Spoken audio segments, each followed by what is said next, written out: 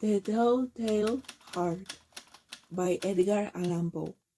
True, yes, I have been ill, very ill, but why do you say that I have lost control of my mind? Why do you say that I am mad? Can you not see that I have full control of my mind? It is not clear that I am not mad. Indeed, the illness only made my mind, my feeling, my senses stronger, more powerful. My sense of hearing especially became more powerful. I could hear sounds I had never heard before. I heard sounds from heaven, I heard sounds from hell. Listen, and I will tell you how it happened. You will see, you will hear how healthy my mind is. It is impossible to say how the idea first entered my head. There was no reason for what I did. I did not hate the old man. I even loved him. He had never hurt me. I did not want his money. I think it was his eye. His eye was like the eye of a vulture, the eye of one of those terrible beasts that watch and wait while an animal dies, and then fall upon the dead body and pull it to pieces to eat it. When the old man looked at me with his vulture eye, a cold feeling went up and down my back. Even my blood became cold, and so I finally decided I had to kill the old man and close that eye forever. So you think that I'm mad? A madman cannot plan, but you should have seen me. During all of that week, I was as friendly to the old man as I could be, and warm and loving. Every night about 12 o'clock, I slowly opened his door, and when the door was open wide enough, I put my hand in and then my head. In my hand I held a light covered over with a cloth so that no light showed. And I stood there quietly. Then carefully I lifted the cloth just a little so that a single thin small light fell across the eye. For 7 nights I did this, 7 long nights, every night at midnight. Always the eye was closed, so that it was impossible for me to do the work, for it was not the old man I felt I had to kill. It was the eye, his evil eye.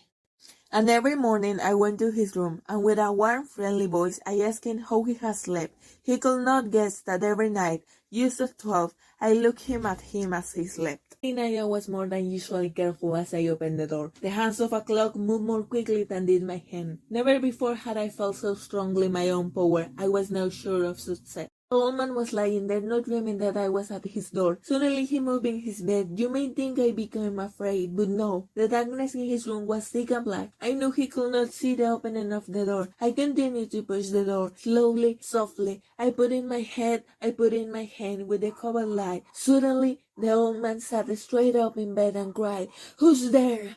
I stood quite still for a whole hour. I did not move, nor did I hear him again lie down in his bed. He just sat there listening. Then I heard a sound, a low cry of fear which escaped from the old man. Now I knew that he was sitting up in his bed, filled with fear. I knew that he knew that I was there. He did not see me there. He could not hear me there. He felt me there. Now he knew that death was standing there. Slowly, little by little, I lifted the cloth until a small light escaped from under it to fall upon that vulture eye. It was open, wide open, and my anger increased as it looked straight at me. I could not see the old man's face, only that eye, that hard blue eye, and the blood in my body became like ice. Have I not told you that my hearing had become unusually strong? Now I could hear a quick, low, soft sound like the sound of a clock heard through a wall. It was the beating of the old man's heart. I tried to stand quietly, but the sound grew louder. The old man's fear must have been great indeed, and as the sound grew louder, my anger became greater and more painful. But it was more than anger. In the quiet night, in the dark silence of the bedroom, my anger became fear, for the heart was beating so loudly that I was sure someone must hear. The time had come. I rushed into the room, crying, "Die! Die!" The old man gave a loud cry of fear as I fell upon him and held the bed covers tightly over his head. Still his heart was beating, but I smiled as I felt that success was near. For many minutes that heart continued to beat, but at last the beating stopped. The old man was dead. I took away the bed covers and held my ear over his heart. There was no sound. Yes, he was dead, dead as a stone. His eye would trouble me no more.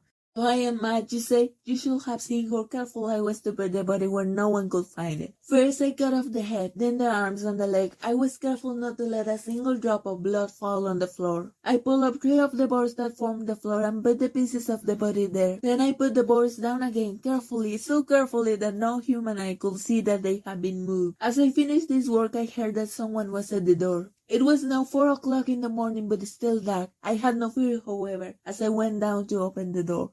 Three men were at the door, the officers of the police. One of the neighbors had heard the old man cry and had called the police. These three had come to ask questions and to search the house. I asked the policeman to come in. The cry I said was my own in a dream. The old man I said was awake. He had gone to visit a friend in the country. I took them through the whole house, telling them to search it all, to search well. I led them finally into the old man's bedroom. As if playing a game with them, I asked them to sit down and talk for a while.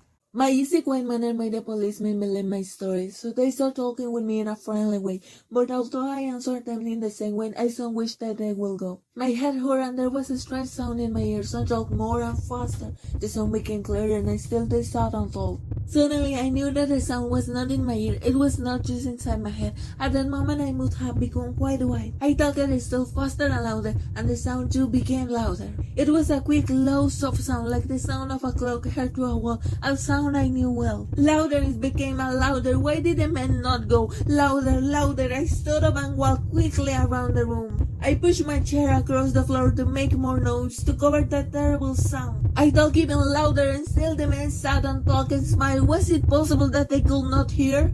No, they heard. I was certain of it. They knew. Now it was they who were playing a game with me. I was suffering more than I could bear from their smiles and from that sound. Louder, louder, louder. Suddenly I could bear it no longer. I pointed at the boards and cried, yes, yes, I killed him. All of the boards and you shall see. I killed him, but why does his heart not stop beating? Why does it not stop?